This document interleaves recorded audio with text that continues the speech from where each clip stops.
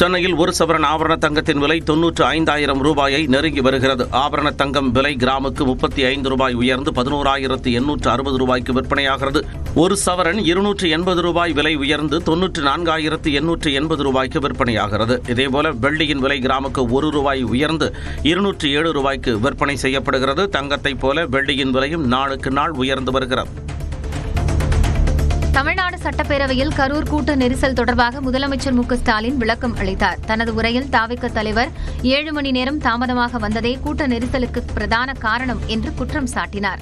27/9/2025 அன்று அக்கட்சியின் தலைவர் சென்னையில் இருந்து காலை 8:40 மணிக்கு புறப்பட்டு 9:25 மணிக்கு திருச்சி வந்தடைந்தார். அதன் பின்னர் நாமக்கல் நிகழ்ச்சியில் கலந்து கொண்ட பிறகு கரூருக்கு இரவு 7 மணிக்கு வந்துள்ளார். அதாவது அறிவிக்கப்பட்ட 12 மணி கடந்து 7 மணி நேரம் கழித்துதான் வந்தார். இந்த காலதாமதம் கூட்ட நெரிசலுக்கு முக்கிய காரணமாக அமைந்தது. கரூர் பரப்புரையின் போது காவல்துறை அறிவுறுத்தியும் தமிழக வெற்றிக் கழக தலைவர் வாகனத்தை முன்னே செலுத்தி பேசியதால் தான் கூட்ட நெரிசல் ஏற்பட்டதாக முதலமைச்சர் மு க ஸ்டாலின் தெரிவித்தார். கரூர் மாவட்ட காவல் கண்காணிப்பாளர் அக்கட்சியினுடைய இணைச் செயலாளரிடம் பலமுறை தொடர்பு கொண்டு பிரச்சார வாகனத்தை நிறுத்துமாறு கேட்டுக்கொண்டும் அவர் தாவேகா கட்சியின் தலைவர் தனது உரையை தொடங்குமாறு கேட்டுக்கொண்டார். காவல்துறையின் வழிமுறைகளை மீறி வாகனம் அக்ஷனா மருத்துவமனையிலிருந்து 30-35 மீட்டர் தூரம் சென்றபோது இருபுறமும் இருந்த கூட்டத்தினரையே இது நிலைகுலைய செய்தது.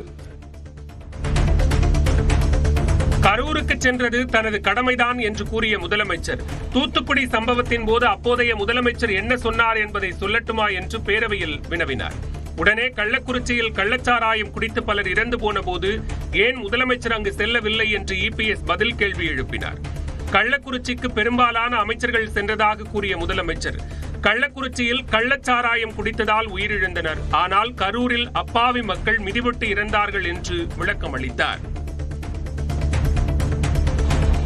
அரசின் அலட்சியம்தான் 41 பேர் உயிரிழப்புக்கு காரணம் என்பதை பதிவு செய்வதாக இபிஎஸ் குற்றம் சாட்டினார். அதற்கு பதிலளித்த முதலமைச்சர் அதிமுகவினர் கலவரத்தை ஏற்படுத்த வேண்டும் என திட்டமிட்டே அவைக்கு வந்திருப்பதாகவும் அவர்களின் கட்சியை சேர்ந்தவர்கள் பாதிக்கப்பட்டிருந்தால் கூட இந்த அளவிற்கு குரல் வந்திருக்குமா என தெரியவில்லை என்று குறிப்பிட்டார். மேலும் ஊரில் கல்யாணம் என்றால் மாறில் சந்தனம் என்பது போல பேசும் இபிஎஸ் கூட்டணிக்கு ஆள் தேடிக் கொண்டிருப்பதாகவும் முதலமைச்சர் விமர்சித்தார். கரூர் கூட்ட நெரிசல் குறித்து எதிர்க்கட்சித் தலைவர் வைத்த குற்றச்சாட்டுக்கு முதலமைச்சர் பதிலளித்தார்.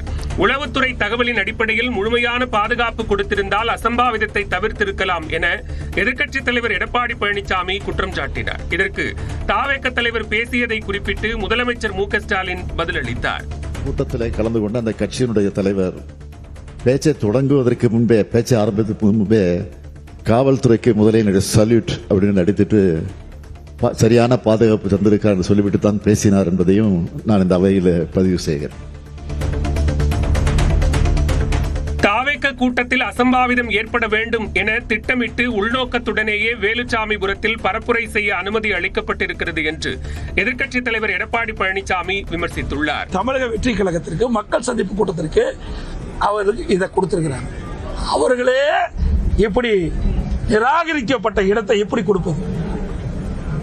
ஏற்கனவே 4 மாவட்டத்தில் அவர் மக்கள் சந்திப்பு கூட்டம் நடத்திருக்கிறாங்க. எவ்வளவு மக்கள் கூடுவார் என்பது இந்த அரசுக்கும் தெரியும், காவல்துறை தெரியும். அப்படி இருந்தும் இதில் ஏதாவது ஒரு அசம்பாவம் ஏற்பட வேண்டும் என்ற திட்டமிட்டு உள்நோக்கத்தோடு தான் இந்த இடத்தை வேலுச்சாமிபுரத்தை கொடுத்திருக்காங்க என்றுதான் மக்கள் பேசுறாங்க. கரூர் கூட்ட நெரிசல் விவகாரத்தில் பொய்யான தகவல்களை எடப்பாடி பழனிசாமி அளித்திருப்பதாக அமைச்சர் ரகுபதி தெரிவித்துள்ளார். தாவேகா பரப்புரையின் போது திருச்சி, நாமக்கல்லிலும் மக்கள் பாதிக்கப்பட்டதாக அவர் கூறினார். அவர் சொல்லுகிறார், திருவாரூரிலே, திருச்சியிலே, நாகையிலே, நாமக்கல்லிலே யாருக்கும் எதுவும் ஏற்படவில்லை என்று.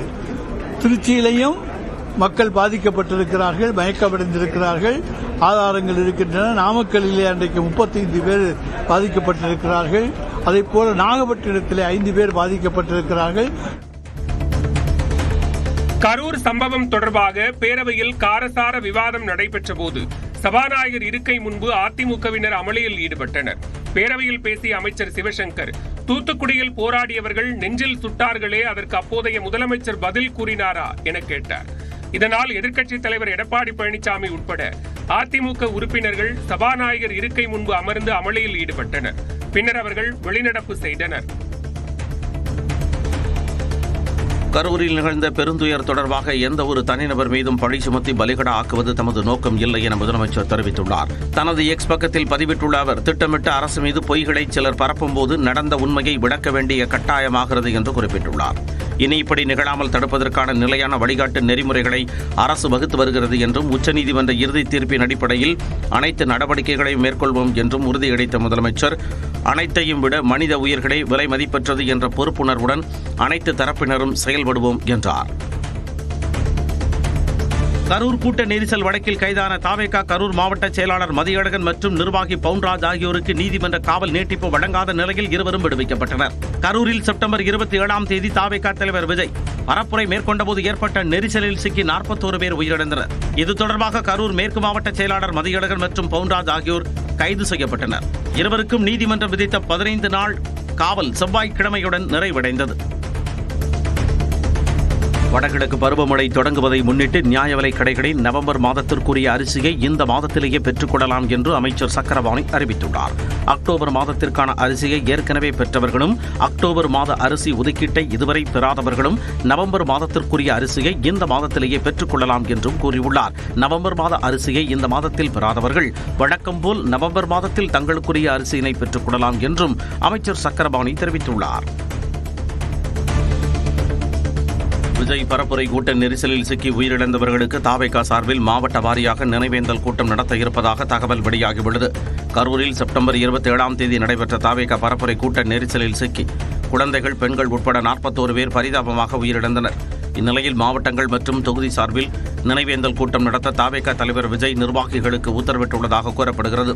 அதன்படி தீபாவளி பண்டிகைக்கு முன்னதாக மெழுகுவர்த்தி ஏந்தி மலர் தூவி அஞ்சலி செலுத்த அறிவுறுத்தியதாக தெரிகிறது.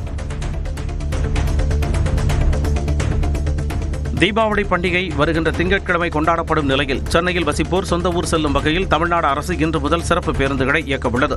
வழக்கமாக இயக்கப்படும் 2092 பேருந்துகளுடன் 5900 சிறப்பு பேருந்துகள் என இன்று முதல் 4 நாட்களுக்கு மொத்தம் 14268 பேருந்துகள் இயக்கப்படவிருக்கின்றன. இது தவிர மாநிலத்தின் பிற பகுதிகளிலும் 6110 சிறப்பு பேருந்துகள் இயக்கப்படவிருக்கின்றன.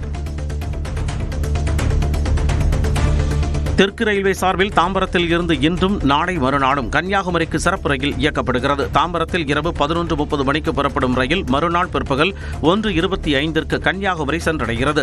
மறுமார்க்கத்தில் கன்னியாகுமரியில் வெள்ளிக்கிழமை 3:35 மணிக்கு புறப்படும் சிறப்பு ரயில் சனிக்கிழமை காலை 4:30 மணிக்கு செங்கல்பட்டு வந்தடைகிறது. 6 தூங்கும் வசதி கொண்ட பெட்டிகளுடன் 12 பொது பெட்டிகளுடன் இந்த சிறப்பு ரயில் இயக்கப்படுவது குறிப்பிடத்தக்கது. தூத்துக்குடி மாவட்டம் கோவில்பட்டியில் 2வது நாளாக கனமழை வெளுத்து வாங்கியது. காமநாயக்கன்பட்டி, சிவஞானபுரம், கயத்தாறு, இளையரசனேந்தல், கடலையூர், வானரமுட்டி, பசுவந்தனை, சோழபுரம் உள்ளிட்ட இடங்களில் 2 மணி நேரத்திற்கு மேலாக மழை பெய்ததால் விவசாயிகள் மகிழ்ச்சியடைந்தனர்.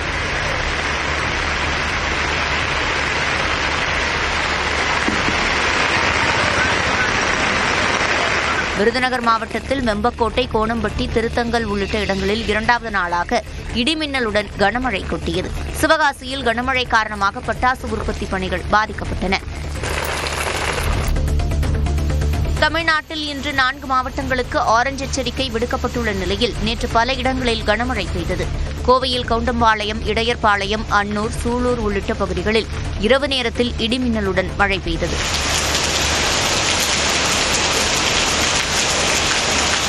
திண்டுக்கல் மாவட்டத்தில் கணக்கன்பட்டி, கோம்பைப்பட்டி சுற்றுவட்டாரத்தில் திடீரென பெய்த மழையால் வெப்பம் தணிந்து குளிர்ந்த சூழல் காணப்பட்டது. தர்மபுரியில் ஆட்சியர் அலுவலகம், இண்டூர், பொம்மிடி, பாப்பிரெட்டிப்பட்டி, கோபிநாதம்பட்டி, கூட்ரோடு உள்ளிட்ட இடங்களில் கனமழை கொட்டியது.